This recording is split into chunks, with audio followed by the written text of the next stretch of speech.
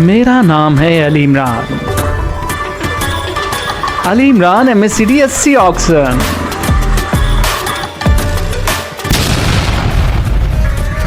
Hello दोस्तों, H2 here।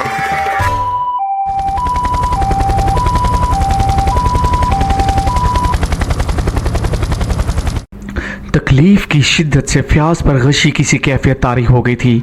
फिर जब उसका शऊर जागा तो उसने देखा उसके दोनों बाजों पर बैंडेज हो चुकी थी और कमरे का दरवाज़ा बंद था और कमरा भी खाली था। फ्याज के होंठ भींच गए, उसका जहन साई साई करने लगा। उसे कतई इस बात का अंदाज़ा ना था कि वो इस तरह भी फंस जाएगा। उसने तो अपने तौर पर इमरान की पैरवी करते हुए इस गैर मुल्की मुजरम तंजीम पर खुद हाथ डालने की कोशिश की थी। उसे जब मालूम हुआ कि होटल ज़ीशान में कोई गैर मुल्की खूबसूरत औरत मिस कॉस्टर ठहरी हुई है और वो मुस्तकबिल के हालात भी बताती है, तो फ्याज उससे मिलने गया। होटल के मैनेजर ने उसके ओहदे का ज़रूरत से ज़्यादा रोब बैठा दिया। चनाचे मिस कॉस्टर ने उसे खसूसी तौर पर अलहदा वक्त दिया। मिस कॉस्टर ना सिर्फ खूबसूरत थी बल्कि वो ज़हनी तौर पर भी बेहद आज़ाद वाक़या हुई थी।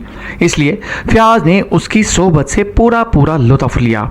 इस दौरान बातों बातों में मिस कॉस्टर को इसने बताया कि उसने वजारत ख़ारजा के रिकॉर्ड कीपर से एक सरकारी पूछगछ के लिए जाना है, तो मिस कॉस्टर उस पर और ज़्यादा रिझ गई और फिर उसने कहा कि अगर वो रिकॉर्ड रूम से एक मखसूस फाइल उसे ला दे तो वो ना सिर्फ उसकी गहरी दोस्त बन जाएगी बल्कि उसे इस कदर रकम भी मिल जाएगी कि वो चाहे तो शहजादों की तरह ज़िंदगी बसर कर सकता है। फ्याज ने हामी तो भर ली, लेकिन उसे मालूम था कि ऐसा नामुमकिन है। वैसे उसने वाकई रिकॉर्ड कीपर के पास जाना ही था और जब वहां गया तो उसे इत्तेफाक ही कहा जा सकता था कि रिकॉर्ड कीपर अपने सामने वो ही फाइल रखे हुए बैठा था। फ्याज के जहन में फौरन ही एक प्रोग्राम बन गया। उसने सोचा कि मिस कॉस्टर लाजमन किसी बैनुल अक़वामी तंजीम की रुकन है और इस फाइल के जरिए इस तंजीम पर हाथ डाला जा सकता है। चूंकि सर रहमान सरकारी दौरे पर मुल्क से बाहर गए हुए थे, इसलिए वो हर लिहाज से इन दिनों आज़ाद था और अगर वो इस बैनुल अक़वामी तंजीम को पकड़ लेने में कामयाब हो गया तो सर रहमान, जो हमेशा उसे निकम्मा कहते रहते थे, इस पर उनकी सलाहियतों का रोक पड़ जाएगा। लेकिन इसके साथ साथ जाहिर है वो मुल्क से गद्दारी भी ना कर सकता था, इसलिए उसने फौरी तौर पर एक प्लानिंग बनाई।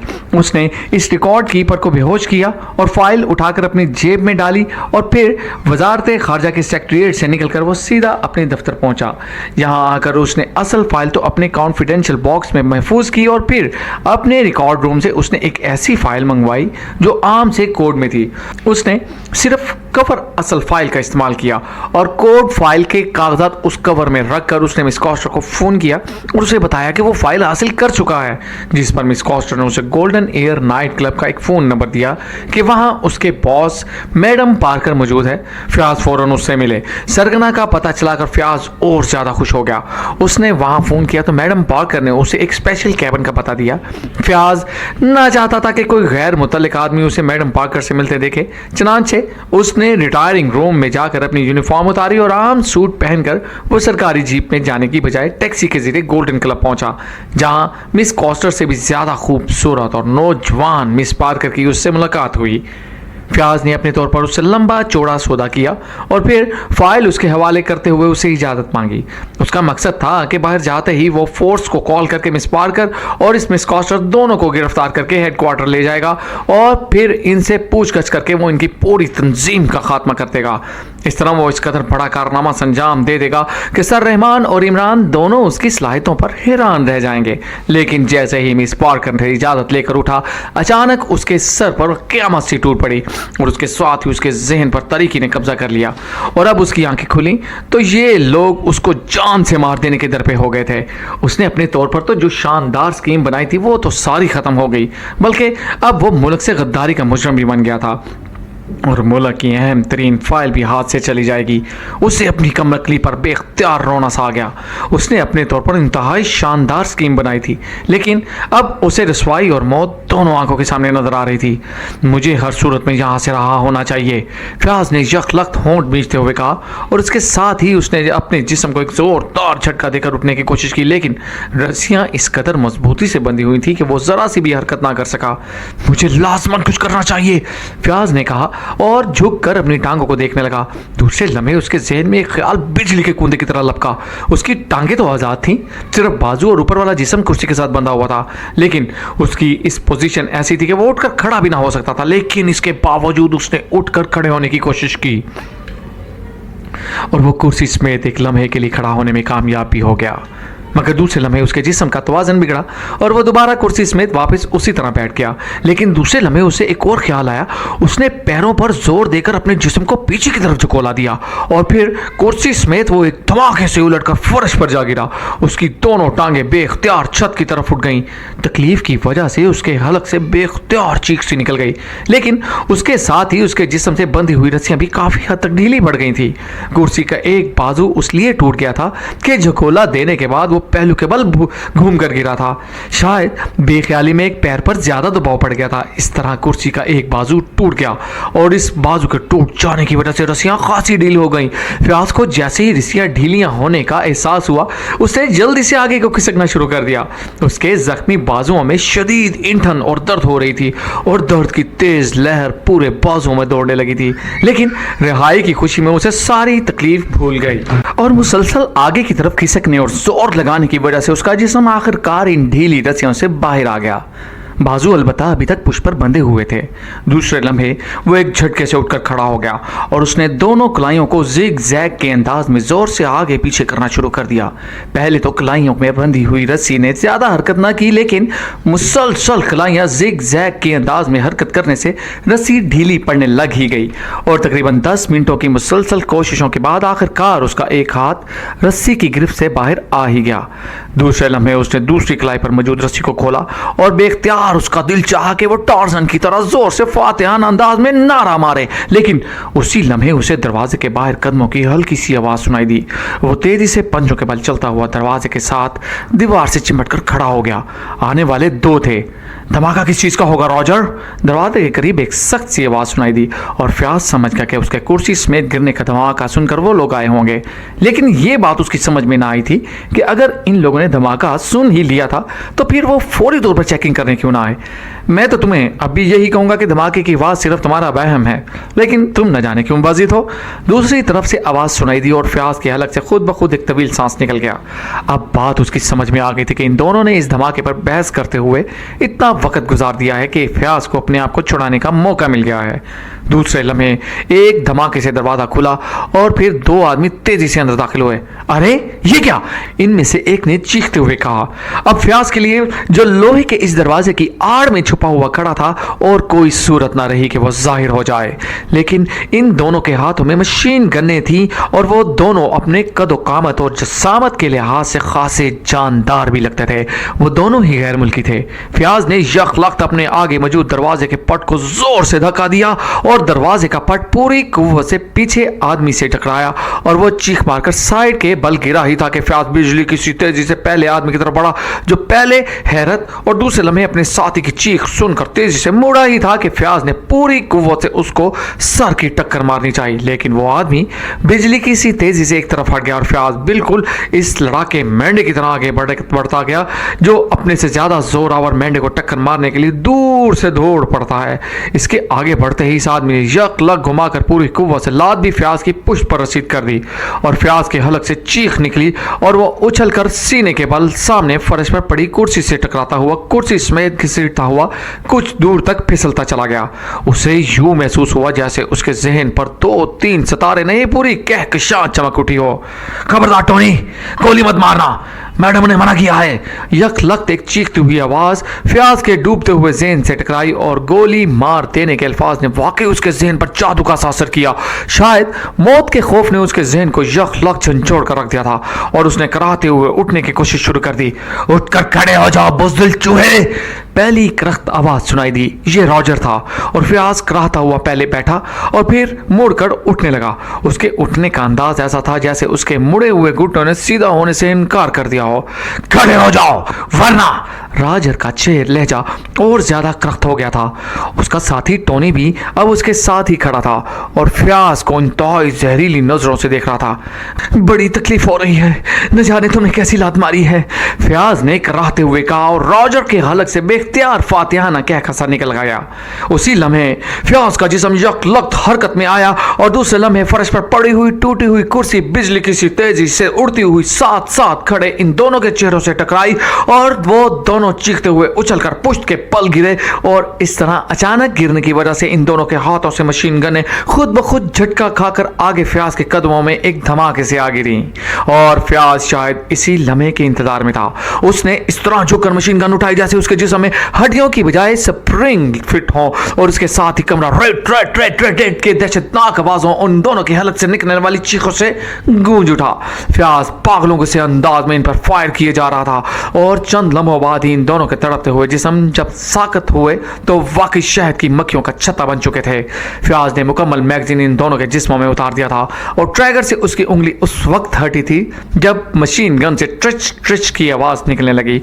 अब पता चला कैसे लात मारी थी, गधे की तरह मारी थी, गधे के बच्चे, फ्याज ने इंतहाई झल्लाए हुए अंदाज में कहा और खाली मशीन गन फेंककर उसने दूसरी मशीन गन उठा ली।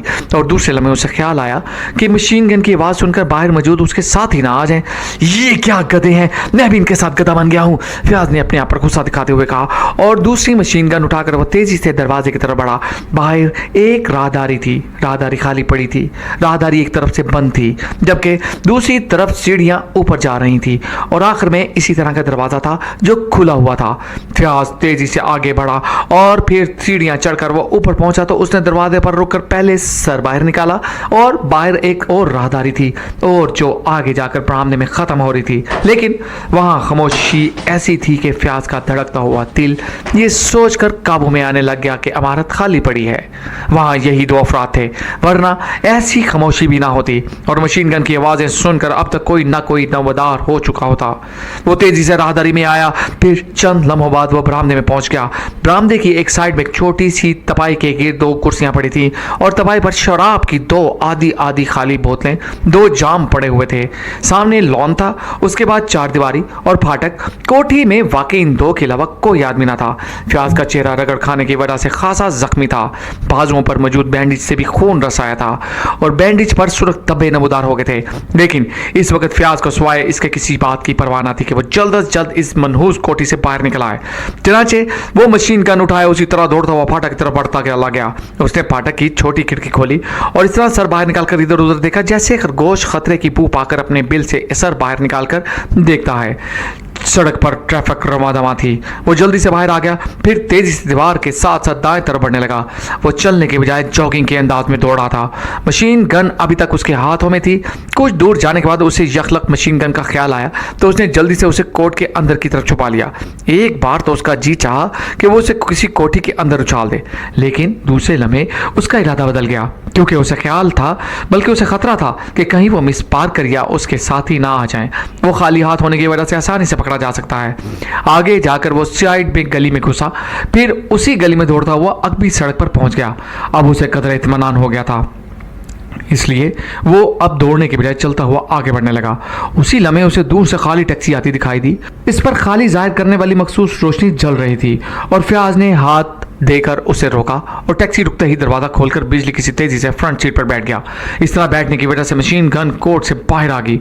उसके साथ ही टैक्सी ड्राइवर के हलक से डरी डरी चीखें निकल गई। Machine gun!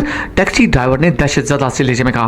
फ्याज के मसले हुए कपड़ों, बाजों पर मौजूद बैंडेज जिस पर सुरख दबे मौजूद थे, हाथों में मशीन गन, दहशत और पकड़े जाने के खौफ से कदरे बिगड़ा हुआ चेहरा जिस पर रगड़ों और जख्मों के निशानात भी मौजूद थे। टैक्सी ड्राइवर के खौफ से चीखने के लिए काफी थे। शायद पहले उसने ख्याल ना किया था और टैक्सी रोकती थी, वरना शायद वो टैक्सी रोकने के बजाय तेजी से भगाकर ले जाता। घबरा मत, मैं सेंट्रल इंटेलिजेंस का सुपरिटेंडेंट फ्याज हूं, समझे? मैं एक बैनुल अक़वामी मुजरिम तंजीब की कैद में था। चलो सेंट्रल इंटेलिजेंस के हेडक्वार्टर। फ्याज ने यकलक सीना फुलाते और अकड़े हुए लहजे में कहा। उसे शायद ख्याल आ गया था कि टैक्सी ड्राइवर उसे कोई बदमाश या मुजरिम समझकर दहशत ज़दा हो रहा है। हालांकि उसे उसका ओहदा सुनकर दहशत ज़दा होना चाहिए था, इसलिए उसने पूरे रोब से ना सिर्फ अपना ओहदा बताया बल्कि ये भी बता दिया कि वो एक बैनुल अक़वामी मुजरम तंजीम को पकड़ रहा है। लफ्ज़ बैनुल अक़वामी पर उसने खास तौर पर जोर दिया था। जी अच्छा। ड्राइवर वाकई बौखला गया और उसने एक झटके से टैक्सी आगे बढ़ा दी, लेकिन अब भी वो किन अखियों से फयाज को देख रहा था जैसे उसे यकीन ना आ रहा हो कि इस जैसे हुलिया का आदमी इतना बड़ा सरकारी ओहदेदार भी हो सकता है। लेकिन जाहिर है उसका ज़हन इस बात को ना भी मानता, तब भी मशीन गन की मौजूदगी ही उसको ताबेदार बनाने के लिए काफ़ी थी। फयाज अलबत्ता अब अकड़ा हुआ बैठा था, जैसे टैक्सी में बैठते ही तमाम खतरा खुद ब खुद दूर हो गया हो। टैक्सी थोड़ी देर बाद सेंट्रल इंटेलिजेंस के हेडक्वार्टर के बड़े से गेट पर पहुंच गई और फयाज दरवाजा खोलकर नीचे उतर आया। भाग जाओ, मैं किराया नहीं दिया करता, फयाज ने नीचे उतरकर बड़े रोबदार लहजे में कहा और फिर हाथ में मशीन गन उठाए अकड़ता हुआ गेट की तरफ बढ़ गया। गेट पर मौजूद मुसल्ला चौकीदार फयाज को इस हालत और हुलिया में देखकर बुरी तरह चौंक पड़ा। सर आप, चौकीदार ने बुरी तरह बुखलाए हुए लहजे में कहा। उसने ज़ाब्ते के मुताबिक उसे सलूट भी ना किया था। क्या अंधे हो गए हो जो मुझे इस तरह आगे फाड़ कर देख रहे हो? नॉनसेंस, सलूट करो, फयाज ने इंतहाई गसूले लहजे में कहा और सलूट का हुक्म उसने इस कदर चीख कर दिया कि साइड कैबिन से भी दो मुसल्ला आदमी बाहर निकल आए। यस सर, मुसल्ला चौकीदार ने बुखलाकर सलूट कर दिया। सर आपकी तो तलाश हो रही है, सुना है कि आपकी गिरफ्तारी के अहकाम जारी होने वाले हैं, कैबिन में से निकलने वाले एक सार्जेंट ने बुखलाए हुए अंदाज में कहा। मेरी गिरफ्तारी के अहकाम? नॉनसेंस, क्या पागल हो गए हो? किस में जरूरत है कि मेरी गिरफ्तारी के अहकाम दे सके? फयाज ने इंतहाई गुस्से लहजे में कहा। सर वजारत खारजा से अभी दो बड़े अफसर आए थे, वो बता रहे थे कि इनके पास आपके दफ्तर की तलाशी के अहकाम भी थे। उन्होंने आपके दफ्तर की तलाशी ली और फिर आपका कॉन्फिडेंशियल बॉक्स वो अपने साथ ले गए हैं। सार्जेंट ने जवाब दिया और सुपरिटेंडेंट फयाज इस तरह उछला जैसे उसके पैरों तले कुछ छोटा मोटा बम नहीं बल्कि एटम बम फट पड़ा हो।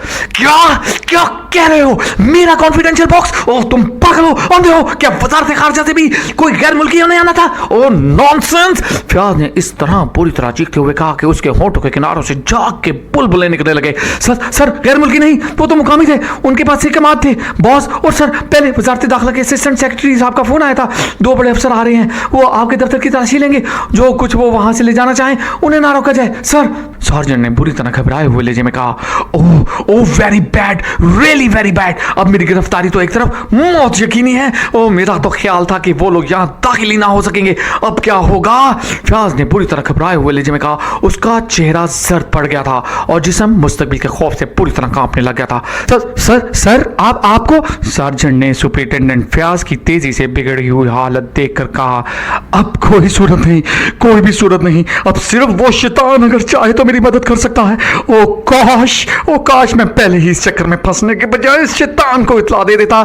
सार्जेंट की बात सुनी अनसुनी करते हुए उसी तरह बुड़बुड़ाते हुए फयाज ने कहा और उसके साथ ही वो तेजी से अपने दफ्तर की तरफ बढ़ गया। हाँ बिल्कुल, वो मिस कॉस्टर तो होगी, उसे पकड़कर उसके साथियों से फाइल लगवाई जा सकती है। हाँ अभी एक चांस है, मैं उसकी बोटियां उड़ा दूंगा। दफ्तर में दाखिल होते ही फयाज को अचानक ख्याल आया तो वो बेख्तियार उछल पड़ा और तेजी से वापस मुड़ा।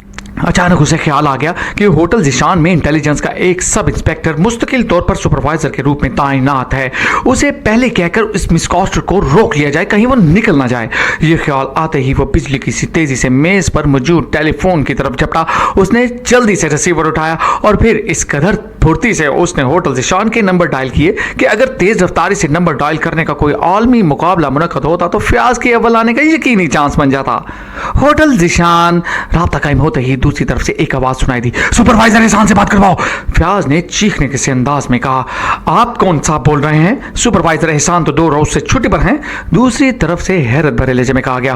और दूसरी तरफ से बोलने वाले का फिक्रा सुनकर फयाज का ज़हन बक से उड़ गया, क्योंकि एहसान को तो उसने खुद हुक्म देकर छुट्टी पर भेजा था कि मिस कास्टर से उसकी मुलाकातों की तफसील कहीं सर रहमान तक ना पहुंच जाए, क्योंकि सर रहमान पहले भी उसे इस किस्म की बातों पर उसे इंतहाई सख्ती से झाड़ पे ला चुके थे।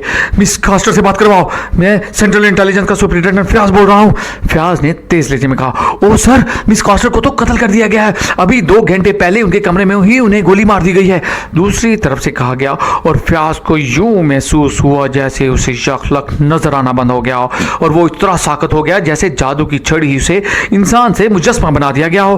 फाइल की वापसी का जो वाहिद जरिया उसके जहन में आया था वो भी खत्म हो गया था। चंद लम्हों बाद उसने बेख्तियार छुरछुरी ली और दूसरी तरफ से हेलो हेलो की आवाज़ें सुनने के बावजूद उसने ढीले हाथों से रिसीवर वापस क्रेडल पर रख दिया और फिर उसी तरह चलता हुआ वो मेज के पीछे मौजूद अपनी रिवॉल्विंग कुर्सी पर जा बैठा जैसे कोई जुआरी अपनी जिंदगी की आखिरी बाजी भी हार चुका हो। उसका चेहरा सफेद पड़ चुका था। अब सिवाय खुदकुशी के और कोई चारा नहीं है, वरना और फायरिंग स्क्वाड, जिल्लत, रसवाई। ओह काश मैं इस बैनुल अक़वामी मुजरम तंजीम को पकड़ने के चक्कर में ना पड़ता। सलमा अलविदा, मुझे माफ कर देना सलमा। आमिर, नईम, मेरे बच्चों मुझे माफ कर देना। फयाज ने खुद कलामी के से अंदाज में बुड़बुड़ाते हुए कहा और फिर जिस तरह खुद ब खुद उसका हाथ हरकत में आया उसने मेज की निचली दराज को खोला और उसमें मौजूद एक रिवॉल्वर निकाल लिया। उसकी आंखें फटी हुई थी और चेहरा धुले हुए कपड़े की तरह सफेद पड़ चुका था। अलविदा है दुनिया, अलविदा, फयाज के मुंह से निकला और उसके साथ ही उसने रिवॉल्वर वाला हाथ उठाया और उसे कनपट्टी से लगा दिया। ट्रैगर से उसकी उंगली थरथरा रही थी। अब कुछ नहीं हो सकता, अब सिवाय खुदकुशी के और कोई चारा नहीं। फयाज के मुंह से खुद ब खुद निकला और उसके साथ ही ट्रैगर पर उसकी थरथराती हुई उंगली मजबूती से जम गई। दूसरे लम्हे कमरा एक धमाके से गूंज उठा।